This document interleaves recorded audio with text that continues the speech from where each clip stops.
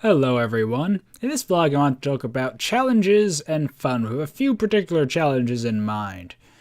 I personally am a big fan of challenging myself in games to do things that are more unique and balanced and fair and just interesting. One example of what I mean by this is that I used to play a lot of trading card games. I really don't anymore, but so did Purple, and so we could still play without actively buying cards. I end up making some different custom decks that are both two decks of the same exact card, so it's a lot by chance and just the challenge of trying to outplay your opponent. I also have made one where you try and build decks from a set of cards, like there'll be like 100 cards to build a 40 card deck or whatnot, so then you kind of have to outpredict your opponent and look into a strategy and hope your opponent didn't make the counter for that and different things like that. So yeah, those kind of challenges can be fun.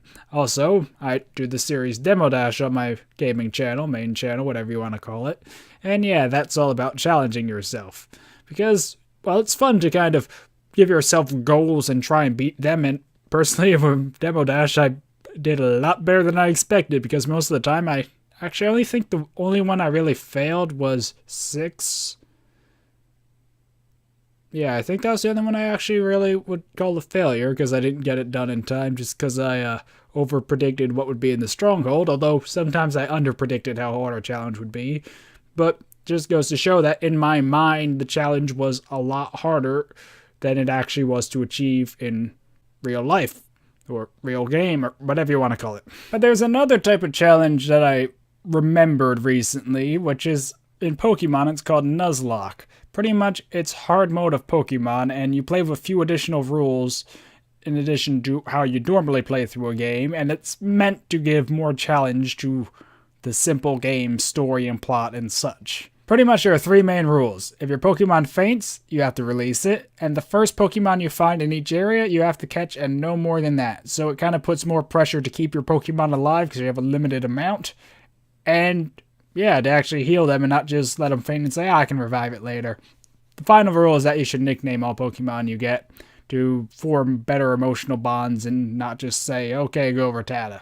But I did try to do a Nuzlocke with Pokemon Black, and I realized something. It's not really fun. The main reason why is because you can't just play through the game. You have to catch Pokemon and then grind them up so you make sure the Pokemon are properly leveled, because you will know that this gym or this rival battle or such will be this strong, at least if you use guides. And if you don't use guides, you'll still run into the chance where, oh crap, my Pokemon's lower level, and now I'm gonna die and lose my Pokemon and fail the Nuzlocke run. So yeah, I find that kind of made me, I guess, a bit more concerned, to the point it made it not fun, because I don't want to rush through the game and rush into something that ends up killing me and ruining the run. At the same time, I don't want to just sit around all day grinding and then overkill everything. So yeah, it's interesting how that worked. Although I will say it's very interesting to watch other people do Nuzlockes, whether it's through videos, comics, stories, or whatever. With at least comics and stories, they tend to add extra plot elements that give a nice new spin on the games, like their characters or Pokemon team and their personalities and how it actually goes through the game's plot with them, you know, sometimes changing characters or villains or whatever to be more realistic or threatening or comedic or whatever. So yeah, those are pretty interesting.